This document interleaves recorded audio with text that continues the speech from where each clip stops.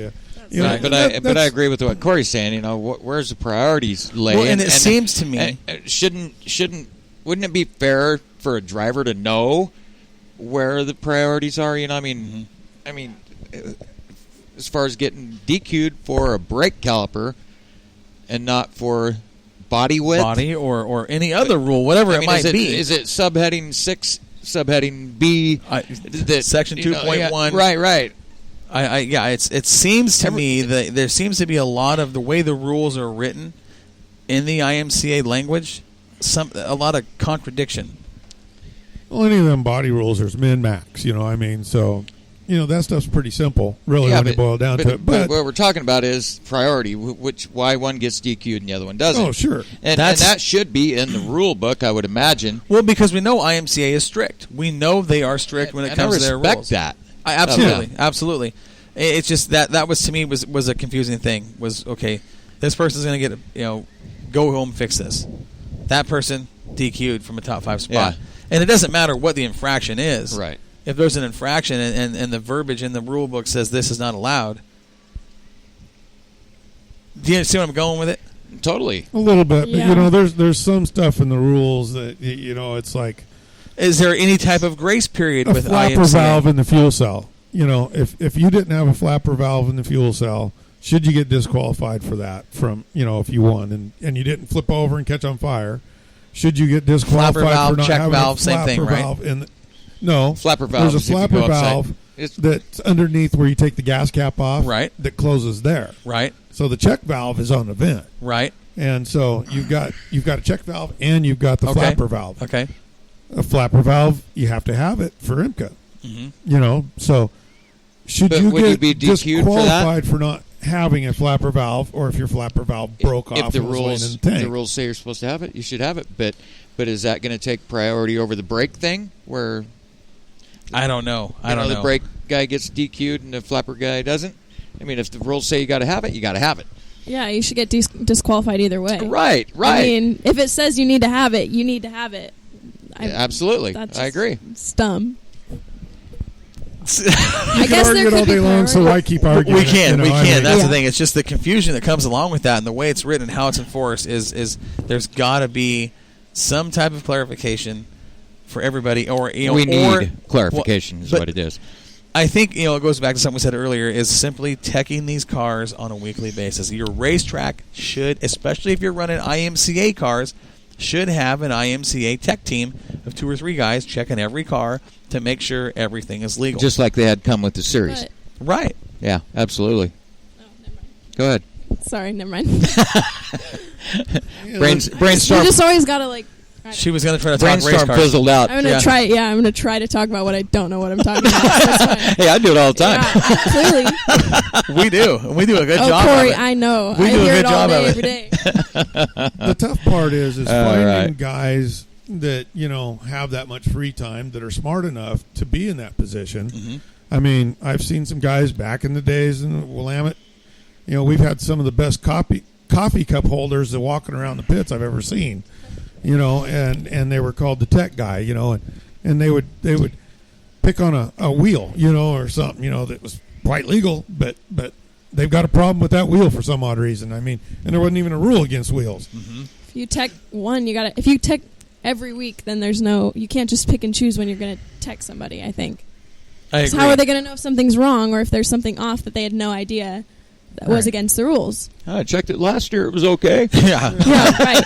Well, and here is we talked, this was something that came up with the Duel in the Desert, not this year, but the year prior. We were talking to a driver that had gotten to an incident with a bent wheel. Took the wheel off the car, put another one on, drove up, finished second, DQ'd because the wheel they put on the car didn't have an IMCA sticker. A wheel. Yeah. Didn't have the IMCA sticker. They got disqualified for it. Yeah, I mean, I don't know. But this is what I'm talking about. IMCA. Do you see that?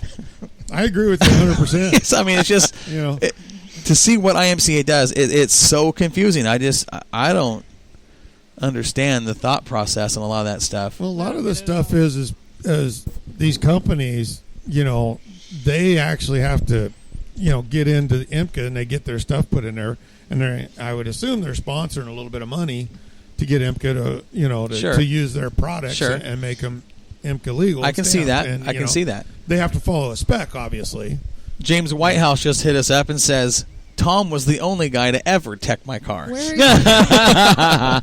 What were you looking for, Tom? It's hard to say, but back when I did the tech stuff at Willamette, it usually boiled down to what I would check would be somebody would complain. Somebody would say, so-and-so's running an aluminum intake. So they would always come crying to the tech guy. So I check every street stock to see if anybody else was running aluminum intake. That's fair. I don't just go to the one car and do it. I would do everybody for that one thing. Right. Yeah. I would. So that's like I was talking about earlier. Right.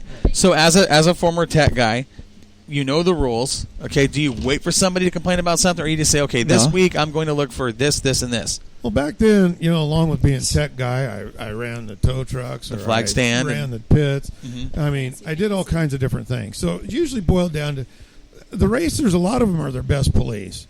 If somebody really thinks somebody's got a big advantage that's going to be there, you're going to find out about it somewhere. Well, somebody's going to voice something to somebody. Yeah, that's true. That's true. The big one that's kind of new is this whole crate thing, and the advantage they get or the weight break they get here and there.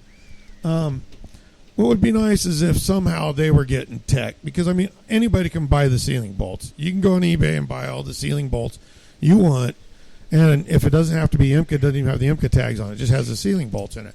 And you take a 602, it's got cast heads, it's got cast block. You can still go in there and change the cam. You can change the springs. You can get a little more lift out of it, get a little more power. You don't want to do a lot because you'll obviously hear it. You'll know it ain't that truck motor anymore.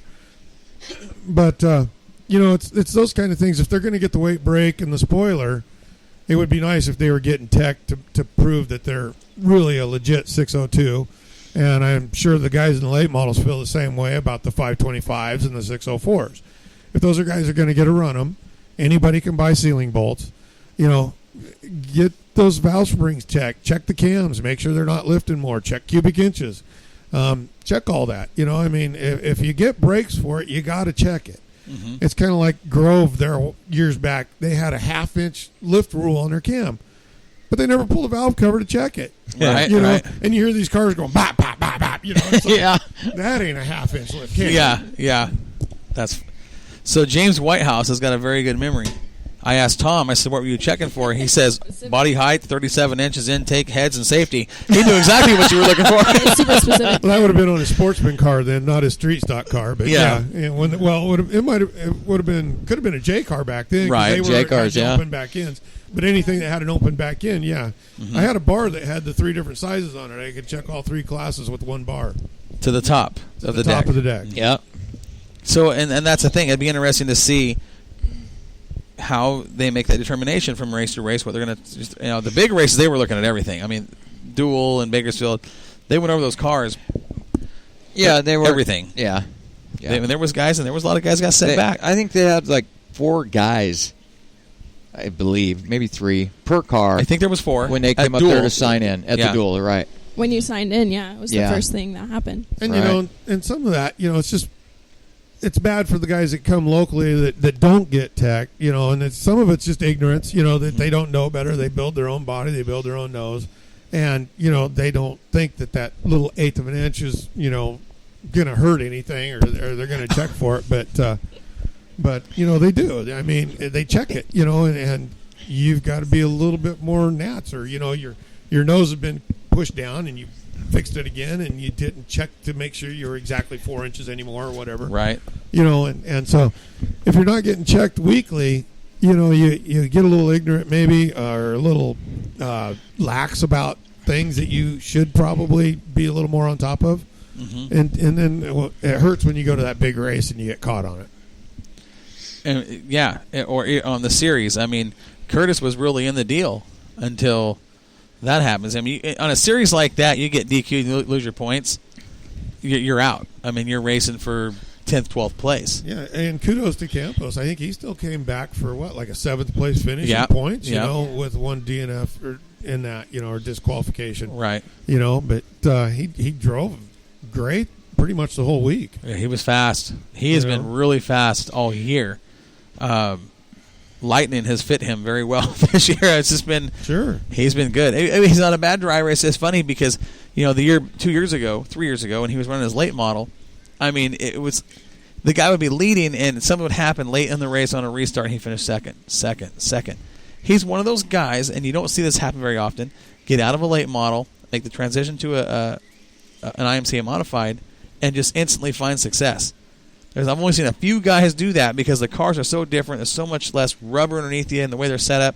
He has been fantastic in an IMCA modified. And on that note, how about Coos Bay? Justin Duty jumping into Brian That's Thompson's so car. awesome. Right. That was so and cool. went out there and won. Yeah. I mean, he jumped right into 8-inch tires from big old humpers and evidently managed to do quite well. How'd that deal even come so about? cool. Anybody hear how that deal came about? I just heard that he was down there racing and winning.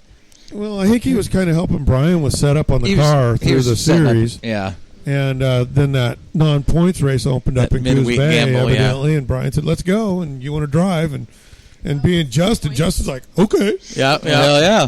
I want to drive." Yeah. Justin was Well, actually duh. crew chiefing for him. For Well, Brian. there's a kid that knows his stuff. Oh, no Listen doubt. to how many Duh. times Warren says, "I'll drive." Nobody ever takes me up on it. I know. You're not Somebody Justin will. Duty. Somebody That's will. true. Yeah, I just don't have the credentials Justin has. right. A lot of us don't. Sorry. For a young guy, You don't know? Hey. for a young guy, he really has. I mean, He's on the ball. No doubt. Well, he made one of the big shows back east there when he took off, and he just left again here. So, he's headed back to go play a little more with those guys. Yesterday or something. Maya should be headed back to go do that Hell Week. Yeah. He's back there now. I think they're on race number 13 or 14, something and like that. I think Mike Corey's even might be going back there with him to do tires, maybe. Really? Yeah. Yeah, That'd be that's a wouldn't it? 28 races in 29 days. Yeah. Rob obviously is doing them all, but he's doing part of them because he started out, then he came home for a little while, and then he's headed back. It's a brutal deal. I mean, and those guys. Now, I had a conversation with Rob late at night. I'd gotten home from the races, and I said, "Hey, if you have any pictures of your car in action, shoot them over to me. We'll post them up on Moxie and keep your fans updated with what's going on back there in that series." And he says, "Yeah." He goes, "I got a few. I'll shoot them over to you." And he shoots them over to me, and I said, "So how you liking it so far?" And Rob replies with, "These guys don't mess around." He just talked about how the night they were Fairbury, Illinois, and he sent me a picture, and there's a modified on the track, and I said, "Wow!" I go, "That track is huge, just real wide." And he says, "It's a quarter mile." LOL. I said, "What? There's no way." Then he took a picture of it, like a wide picture from the apex of 3 and 4 looking down. Little tiny place. He says, "But I'll tell you right now." He goes, "This place is badass fast." I mean, he said, and these guys are just not messing around. I think he missed the show by one car that night and made the show the next. And I mean, he's done all right, given you're racing against Billy Moyer and some top the best. talent. Yeah, Top guys. Considering those guys have ran more by the end of March than we run all year. And that's a fact. That's a fact. Well, say Rob was to go back there and run those 28 races in 29 days. In that 29 days, he ran more races than we did all season. Right. In 1 month. I mean, those guys are racing 100 to 120 times a year. And, that's why the money's there, the corporate sponsorship, the big races, $50,000 to win. I mean, you see, it's on a whole nother level back there. It truly is. I wish it would get like that out here. The problem with that is racetracks are too far apart, and everything that we see for major sponsorship is based in that Midwest. Yeah, I mean, that's a lot of it, and there just isn't the money out here. I mean, how many of those guys back there own their cars? I mean, even in street stocks, there's guys that don't. A lot of guys don't own their cars. They're driving for somebody. And you're seeing 50,000 to win street stock races. Not that many 50,000, but you're seeing You're seeing 2,500, 5,000, 10,000. They've got some big shows back there. On that note, we're hoping to. We're really working on hitting Missouri. Really? In October. Okay. Going to Lucas Oil Speedway there in Homestead, and Kyle's wants to just see where he's at. So we're working on it. We bought a little enclosed trailer to put parts in the quad, and trying to get the bus dialed in, and take a long bus ride to.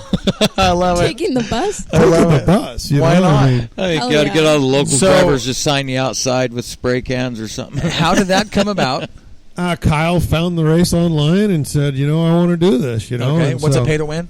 It's a $5,000 to win race. 5,000 to win.